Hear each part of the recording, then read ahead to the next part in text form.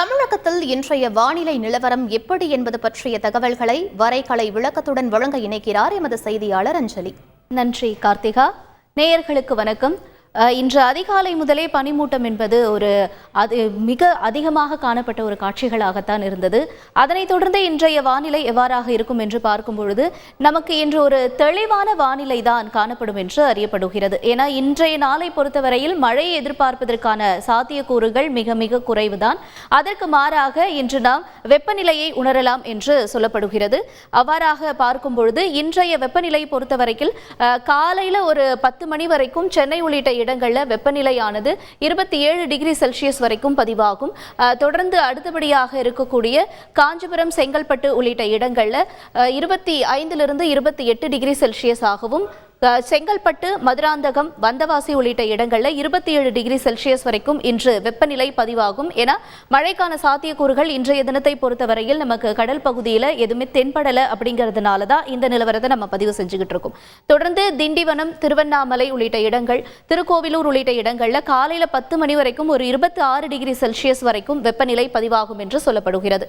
சின்னசேலம், உளுந்தூர்பேட்டை, ஆத்தூர், திட்டக்குடி உள்ளிட்ட இடங்களில் 27 degree Celsius வரைக்கும் வெப்பநிலை பதிவாகும்.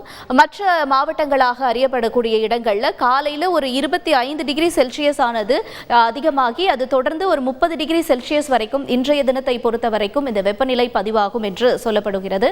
இதற்கிடையில நிறைய பேரோட ஒரு கேள்வி 28ஆம் தேதி மழைக்கான வாய்ப்புகள் இருக்காமே அப்படிங்கிறது தான்.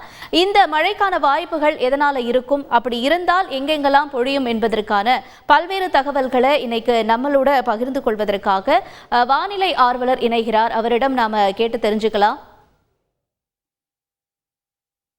அதற்கு முன்பாக மற்ற இடங்கள்ல இந்த வெப்பநிலை என்ன அப்படிங்கிறதையும் நம்ம பதிவு செஞ்சிருவோம். தொடர்ந்து தஞ்சாவூரில் 27 டிகிரி செல்சியஸ் ஆகவும், மன்னார்குடியில் 26 டிகிரி செல்சியஸ், நாகப்பட்டினத்தில் 27 டிகிரி செல்சியஸ் வரைக்கும் வெப்பநிலை என்பது பதிவாகும்.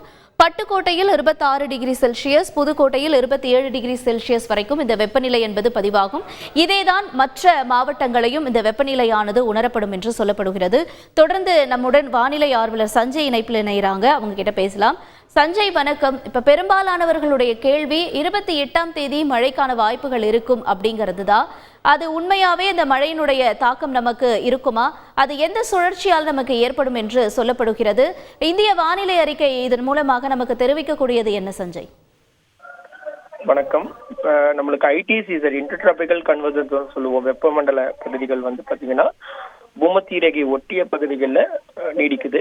இதனுடைய தாக்கம் காரணமாக சுழற்சிகள் இலங்கை ஒட்டிய பகுதிகளில், இலங்கைக்கு தெற்கு பகுதிகளில் நமக்கு அமையும் போது கிழக்கு திசை காற்று, வடகிழக்கு திசை காற்று, குறிப்பாக வடக்கிலிருந்து வரக்கூடிய வறண்ட காற்று தமிழகம் பரவலாகவே வட உட்புற மாவட்டங்கள், வட மாவட்டங்கள் நுழைகிறதுனால வட தமிழகத்துல பெரிய அளவுக்கு மழையுடைய தாக்கம் இருக்காது. பனியுடைய தாக்கம் அதிகரித்து காணப்படும்.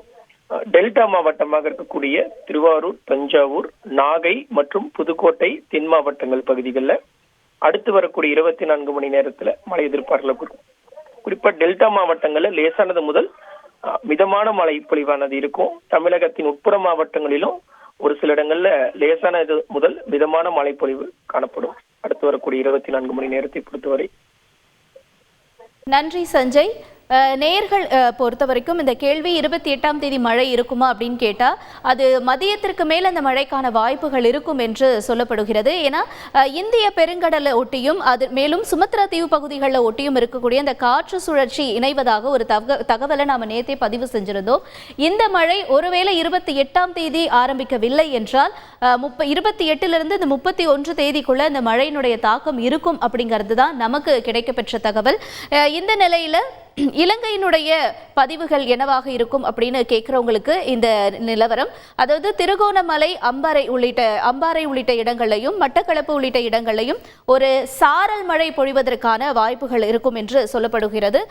மதியத்திற்கு மேல இந்த மழையானது எவ்வாறாக இருக்கும் என்று கேட்டால் அது தொடர்ந்து அடுத்தபடியாக வவுனியா, அனுராதாபுரம், தம்புள்ளை வரைக்கும் இந்த மழையினுடைய இந்த தீவிரம் என்பது இருக்கிறது. இது இலங்கை பகுதியை நம்ம பதிவு செஞ்சுக்கிட்டு இருக்கோம்.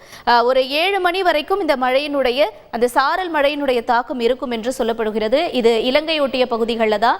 இங்க இருக்கக்கூடிய இந்த காற்று சுழற்சியானது மேற்கோ அல்லது வடமேற்கு திசையை நோக்கி நகர்ந்தால் மட்டுமே வரக்கூடிய நாட்களில் நமக்கு மழை கிடைக்கும் என்பதையும் நம்ம ஏற்கனவே பதிவு செஞ்சிருந்தோம். இதனுடைய நிலவரம் தான் அடுத்து வரக்கூடிய 2 நாட்களுக்கும் இருக்கும் என்பதுதான் இன்றைய பொதுவான வானிலை நிலவரம். செய்திகளை உடனுக்குடன் தெரிந்து கொள்ள உடனே சப்ஸ்கிரைப் பண்ணுங்க.